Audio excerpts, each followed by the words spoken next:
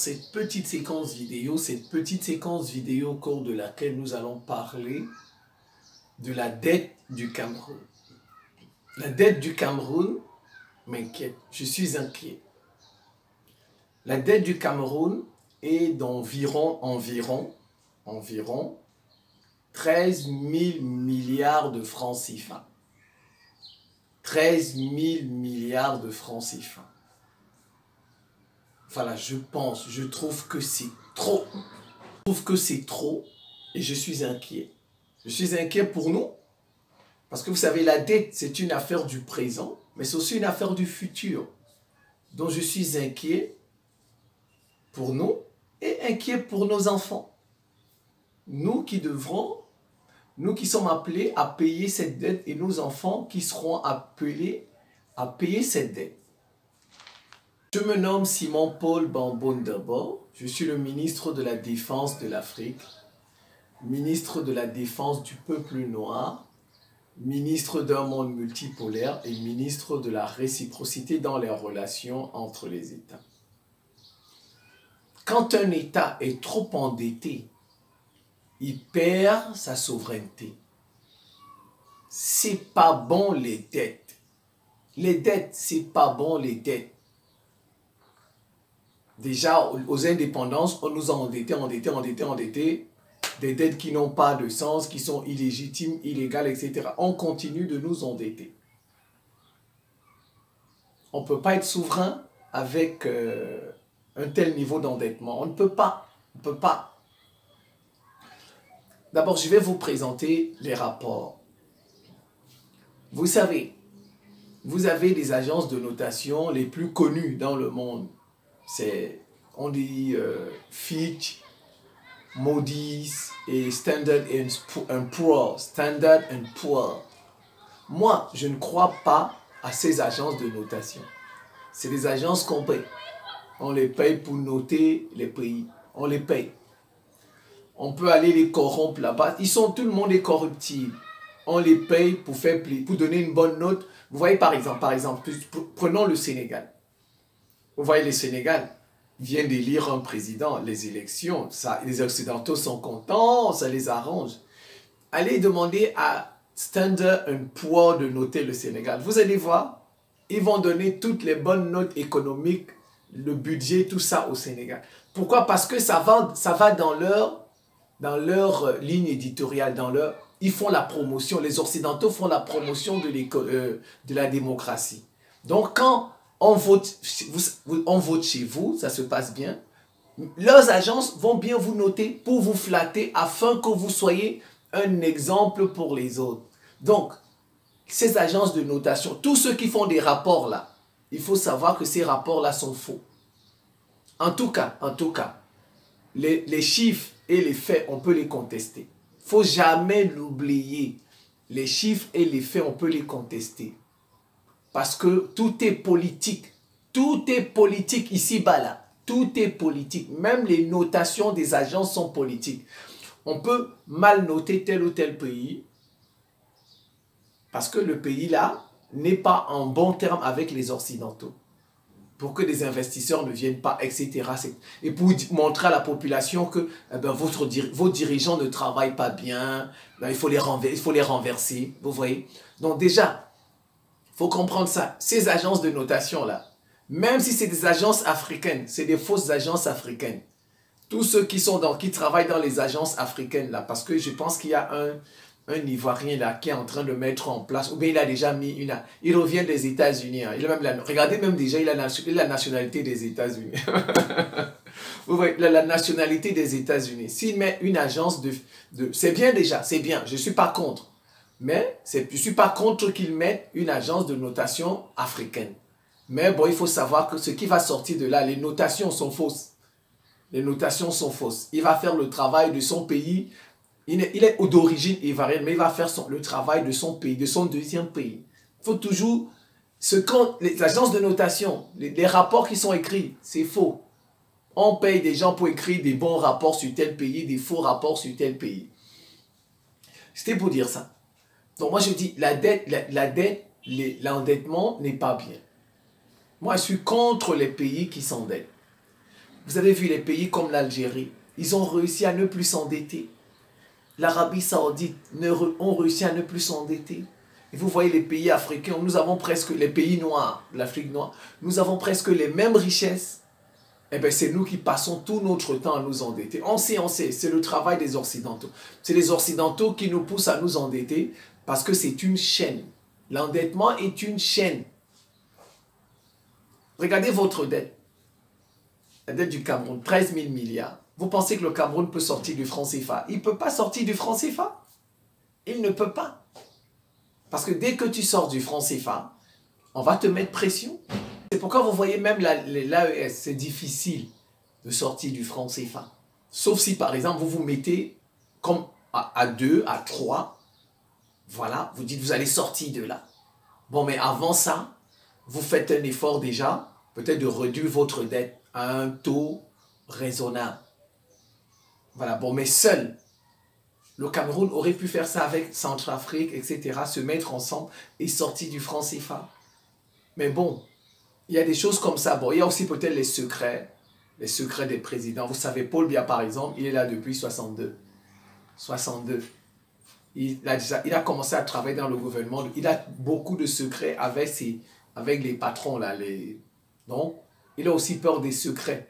Parce que dès que tu quittes, si tu décides de les affronter comme ça, ils vont faire sortir beaucoup de secrets. Mais les secrets que eux, ils ont causés. Mais sauf que, bon, eux, on ne peut pas les toucher. Et bon, mais Paul Biya, on va le toucher. C'est ça le problème. Bon, vous voyez, il y a des critères pour savoir si votre dette...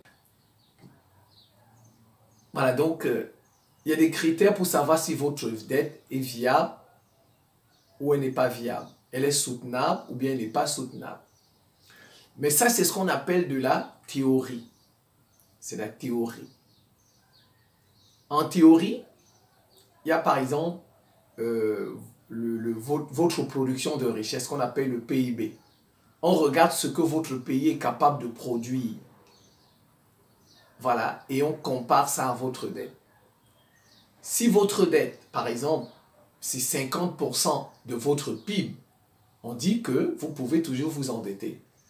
Parce que votre richesse, votre dette correspond à 50% de votre PIB. Le cas du Cameroun, par exemple, la dette du Cameroun, c'est aux alentours de 40% du PIB du Cameroun.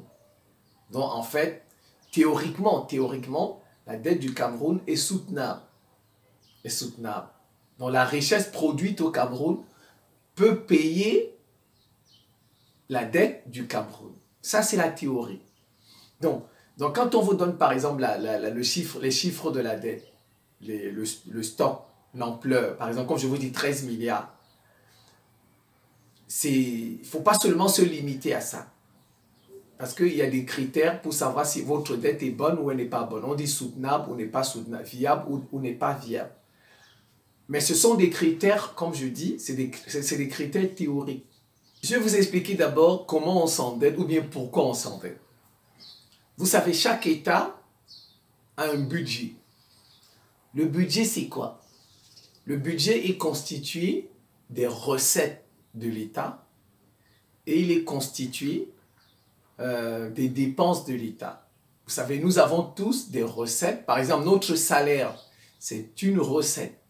Notre dépense, quand nous payons les factures d'électricité, d'eau, payer la maison, tout ça, etc., ce sont des dépenses. Donc, l'État aussi fonctionne comme ça.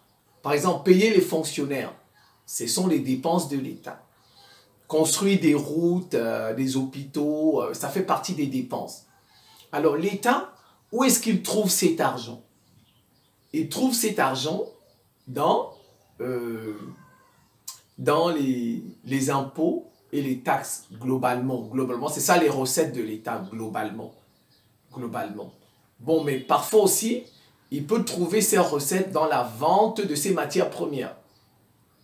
Vous voyez, parfois, vous entendez dans un pays, on vous dit le pétrole participe à hauteur de 70% du budget, vous voyez. Donc, on peut prendre par exemple les recettes des matières premières et on les injecte dans le budget.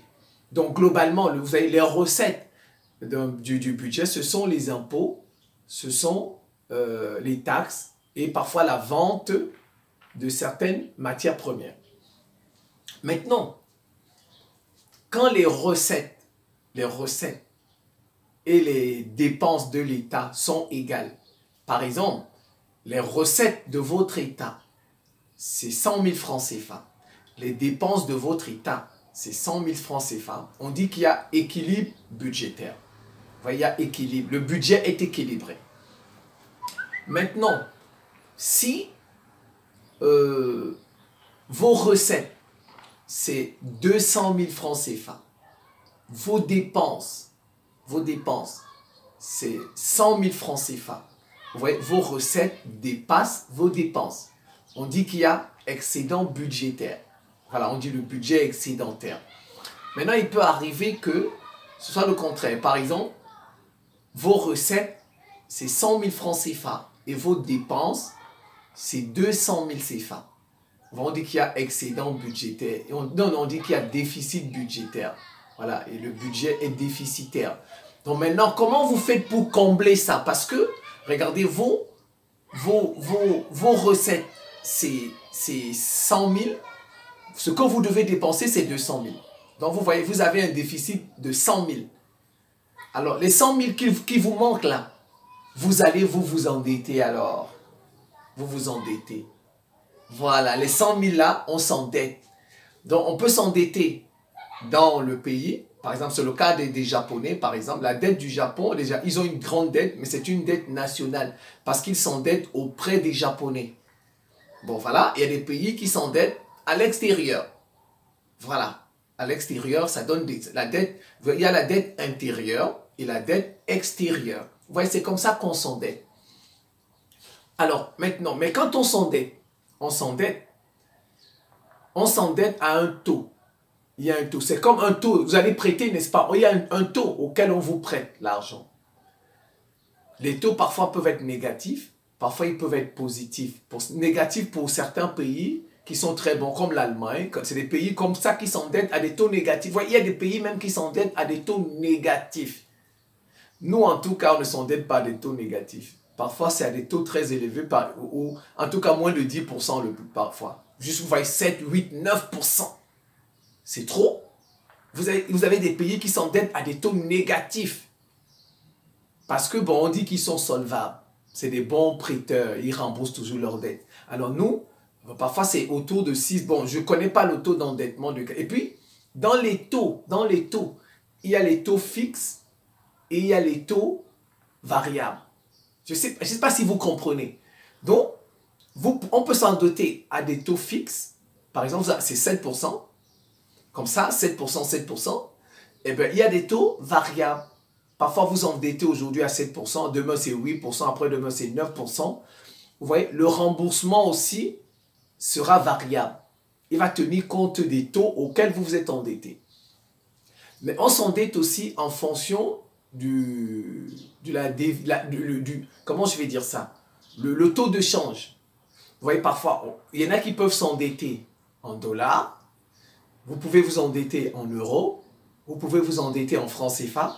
Vous pouvez vous endetter en yens, en yuan, etc., en roubles, etc. Bon, dans le cas du Cameroun, par exemple, le Cameroun, une bonne partie de sa dette est en euros. En euros. Et vous savez qu'il y a une parité fixe entre l'euro et le franc CFA. Donc là, ça pose moins de problèmes parce que là, il y a une parité fixe. Donc, dès que vous avez votre argent, vous remboursez, ça ne fluctue pas. Alors, si c'est en franc CFA, c'est le franc CFA. Ce que vous avez pris, vous remboursez juste avec le taux d'intérêt. Maintenant, le cas, par exemple, la dette du Cameroun. Dans mes petites recherches, le Cameroun s'est endetté 28% de la dette du Cameroun, environ 30% est en dollars. Environ 30% est en dollars. Et vous savez que le dollar, parfois il monte, parfois il descend.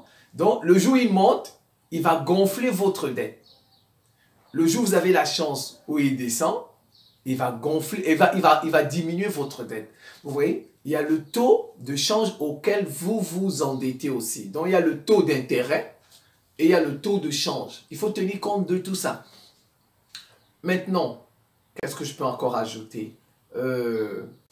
Voilà, moi, ce qui m'a un peu, ce qui a attiré mon attention, c'est parce que j'ai lu un Financial Afrique sur le site financialafrique.com que le FMI, en fait c'est le FMI qui le dit, c'est un article qu'ils ont écrit, que le Cameroun n'a pas pu payer sa dette à temps. L'année passée, en août et en septembre, à la Banque européenne d'investissement. Donc, le Cameroun, on appelle ça un peu un défaut de paiement. Quand vous ne payez pas à temps, quand vous dites par exemple, je vais payer en février, et puis février vient, vous ne payez pas, vous voyez, on peut dire que vous êtes en défaut. Donc, c'est ça qui m'a inquiété. Et en plus, au Cameroun, il y a ce qu'on appelle le plan émergent 2035. Donc, le gouvernement va investir. Donc, ça veut dire qu'il va s'endetter davantage. Il va s'endetter. Je vois que ce n'est que pas comme ça qu'ils vont, pour mettre sur pied ce plan émergent 2035, je vois mal comment il va faire. Je suis sûr qu'il va recourir à l'endettement. Donc déjà, on est à 13 milliards. C'est sûr que d'ici 2-3 ans, on va se retrouver à 30 milliards comme ça parce que le pays veut émerger. Or, il n'y a pas que l'endettement auquel on peut recourir si vous avez besoin d'argent. De toutes les façons, regardez. Vous voyez, par exemple, si vous vous endettez en dollars, c'est une monnaie qui fluctue. Bon, si vous vous endettez en euros, il n'y a pas de problème parce qu'il y a une parité fixe entre l'euro et le franc CFA. Si vous vous endettez en... Et puis, un État peut s'endetter aussi à partir des produits dérivés. Et les produits dérivés, ils sont comme le dollar, ils fluctuent. Ils fluctuent les produits dérivés. Donc, si vous dites que bon, je ne vais pas m'endetter en dollars parce que le dollar, tantôt il monte, tantôt il descend, et que je vais aller sur le marché des produits dérivés, eh bien là-bas, c'est pareil. C'est pareil, parce que j'ai suivi un ministre camerounais, je ne sais pas, il travaille à la caisse, une caisse d'amortissement. Ce sont eux qui s'occupent du service de la dette. Il a dit que le Cameroun ira s'endetter dans les marchés des produits dérivés. Et moi, je trouve ça inquiétant. Parce que là-bas aussi, c'est comme le dollar. Ça fluctue. Donc, si là-bas, les produits dérivés, ça gonfle, et votre dette va gonfler, et bien si là-bas, les produits dérivés diminuent, et bien votre dette va diminuer. Donc, vous voyez, et avec ce plan émergent Cameroun 2035, je suis inquiet que nos enfants vont se retrouver avec une dette de 30 000 milliards de francs CFA, qui sera, quand vous êtes endetté, vous ne pouvez pas être souverain. Nous, on veut que nos États soient souverains. Quand vous êtes endetté, vous ne pouvez pas être souverain. Quand je vois parfois certains économistes sur les plateaux qui disent que s'endetter n'est pas un problème, moi, je ris beaucoup. Ils disent non, s'endetter n'est pas un problème, c'est la capacité à rembourser. Si vous avez la capacité à rembourser, c'est bon. Moi, je ris beaucoup. Je ris beaucoup. Si vous devez passer toute votre vie à rembourser une dette, finalement, c'est pas la peine. Pourquoi avez-vous pris cette dette? Prenez par exemple les étudiants aux États-Unis. On dit aux États-Unis, les étudiants prennent des dettes pour faire leurs études. On vous dit, même Barack Obama l'a dit, c'est quand il est devenu président qu'il a fini de payer sa dette d'étudiant. C'est quand il est devenu président qu'il a fini de payer sa dette étudiant. Donc, peut-être même qu'il n'avait pas de sa propre maison aux alentours de sa propre maison. Non, vous voyez, moi, en tout cas, je n'encourage pas un pays à s'endetter. Je ne peux pas encourager mon pays à s'endetter. Ni en dollars, ni dans les produits dérivés, vous voyez, c'est pourquoi vous voyez, ils ne sortent pas du franc CFA. Parce qu'au moins, avec le franc CFA, parce qu'ils espèrent toujours s'endetter. Ils se disent, bon, on va s'endetter. Au moins, si on s'endette en euros, il y aura une parité fixe. Donc, ce qu'on a emprunté, on risque de remettre le même montant. Vous voyez? Et or, si on change de monnaie, on est obligé de rester à la botte de la France. Vous voyez? Or, si on change de monnaie, notre monnaie risque d'être fluctuante. Donc, parfois, la dette va gonfler, va diminuer, etc. Donc, si vous voyez, ça fait que on ne peut pas être souverain quand on passe son temps à s'endetter. On ne peut pas. Vous voyez, donc, je reviens sur comment je disais, sur le déficit budgétaire. Donc, quand vous avez des déficits budgétaires, mais que vous voulez investir, il n'y a pas que l'endettement. Vous pouvez augmenter les taxes et les impôts. Bon, mais ça, c'est la population qui va pleurer. Quand vous augmentez les taxes et les impôts, la population va pleurer. Mais il y a un autre, hormis les... Moi, j'aime pas les emprunts. Donc, il y a, par exemple, réduire les dépenses de l'État. Moi, je préfère plutôt qu'on réduise les dépenses de l'État. Parce qu'il y a du luxe, là, le nombre de voitures, parfois des gens qui travaillent dans l'État. Il y a même des postes parfois qu'on doit supprimer. Des postes qui ne méritent pas être là, qu'on doit supprimer. Vous voyez, moi, je préfère plutôt qu'on réduise les dépenses de l'État. Par exemple, vous voyez des pays qui ont, comme le Cameroun, qui a une Assemblée nationale, qui a un Sénat. Le Sénat sert à quoi? Alors que le Sénat et l'Assemblée nationale font, c'est un luxe avoir le Sénat. C'est un luxe. C'est un luxe avoir le Sénat. Alors que, bon, c'est pour récompenser les amis. On connaît, c'est pour récompenser les amis pour qu'ils... Vous voyez, mais tout cet argent-là, qu'on va économiser, en faire... Bah, regardez, je prends par exemple un pays, je donne un exemple, un pays comme la Côte d'Ivoire. Le Cameroun n'a pas de vice-président. Voilà. La Côte d'Ivoire a un président, un vice-président et un premier ministre. Ça sert à quoi? Ça sert à quoi tout ça? Regardez, ça sert à quoi? Vous voyez, c'est de l'argent parce qu'il faut payer. Il faut payer ses gardes du corps. Il faut lui allouer une voiture. Il faut payer sa maison. Payer ses... Donc, il y a un poste là qui, c'est du luxe. Mais comme on veut contenter, on veut... Vous voyez, il y a un poste là qui ne doit pas être là. Par exemple, celui du vice-président ne doit pas être là. Ou bien, on garde le vice-président et on supprime le premier ministre. Vous voyez, moi... Donc, je suis... Et puis... Le comble alors, c'est ce qu'on fait de la dette. Le comble. Parce que, vous voyez, nous sommes dans un cercle vicieux de l'endettement. Nos pays, vous allez voir, ne payent que les intérêts de la dette. Certains de nos pays ne payent pas la dette elle-même, mais ils payent les intérêts de la dette. Pourquoi? Parce que quand vous allez emprunter, c'est pour faire quelque chose, investir. Par exemple, mettre des... Regardez dans notre pays, la plupart des entreprises qui font tel ou tel travaux sont des entreprises étrangères. Donc vous allez par exemple au club de... Ça c'est bien le club de Londres. Vous lui dites prêtez-moi de l'argent. Mais il vous prête de l'argent avec des conditionnalités. C'est mon entreprise de mon pays qui va faire ce travail. Par exemple, construire des routes. C'est mon entreprise qui va... Si c'est pour construire une université, c'est mon entreprise qui va construire l'université. Donc, vous voyez, vous vous êtes endetté pour construire une université. Celui qui construit cette université, c'est le pays qui vous a donné cet argent. Donc, finalement, l'argent que vous avez emprunté retourne chez lui. Vous voyez, finalement, l'argent que vous avez emprunté retourne chez lui. Si au moins, vous voyez, par exemple, les gens, parfois, vous voyez, les grands travaux, il y a eu le président des États-Unis qu'on appelait Roosevelt. On l'avait appelé Man of No Deal. Roosevelt, il avait lancé de grands travaux après la Seconde Guerre mondiale. Non, c'était pas après la crise de 1929. Il avait lancé de grands travaux aux États-Unis pour faire repartir l'économie. Sauf que ce que certains de nos économistes qui viennent nous tromper sur les plateaux, c'est que Roosevelt, quand il lance des grands travaux, ce sont les entreprises des États-Unis qui font ces travaux. Donc l'argent là, quand l'État s'endette, l'argent là va dans les entreprises des États-Unis qui payent des fonctionnaires des États-Unis et ces entreprises réinvestissent aux États-Unis. Vous voyez, l'argent tourne dans le pays. Donc, il n'y a pas de cercle vicieux de l'endettement. Chez nous, nous prêtons, l'entreprise qui vient construire la route, c'est l'entreprise du pays qui nous a prêté cet argent. Donc l'argent retourne. Donc vous voyez, finalement, on est dans un cercle vicieux. On ne sort jamais de la dette. On est toujours là à payer les intérêts de la dette. Moi, c'est inquiétant. On est toujours là à payer les... En fait, on paye les intérêts. Hein. Ce n'est pas la dette elle-même que nous payons. Nous payons les intérêts de la... Quand vous entendez, nous payons les intérêts de la dette. Et qui sait même combien s'élève le service de la dette dans le budget? On ne sait pas. On ne sait pas. En tout cas, moi, je suis contre la dette. Je suis contre et je suis inquiet de la dette du Cameroun. Parce que nos pays ne doivent pas s'endetter.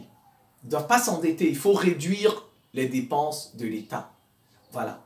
Il faut réduire les dépenses de l'État. Moi, c'est la meilleure solution et non l'endettement. Et quand vous vous endettez, vous perdez de votre souveraineté. Parce que ceux qui vous ont prêté de l'argent, ils vont tout le temps vous dire Ah, tu me dois. Donc, tu dois faire ceci. Tu dois me donner tel terrain pour exploiter. Tu dois me donner telle chose. Tu vas me donner. Sinon, il te met une pression. Ou bien il peut prendre la dette. Il donne ça à des fonds vautours. Des fonds vautours et qui vont vous mettre la pression. Et les fonds vautours vont aller vendre votre dette sur des marchés et la dette va gonfler. Vous voyez, un pays qui s'endette, il n'est pas libre du tout. Il n'est pas du tout libre. Et ils ont attendu, ils disent non, la France s'endette, oh la Chine s'endette, oh la Russie s'endette, oh les États-Unis, mais c'est pas la même chose. C'est pas la même chose. La France a la bombe atomique. Les États-Unis a la bombe atomique, ont la bombe atomique. La Russie a la bombe atomique, la Chine a la bombe atomique. Donc, la Chine peut s'endetter. La Russie peut s'endetter. La France peut s'endetter. Le Royaume-Uni peut s'endetter. Pourquoi?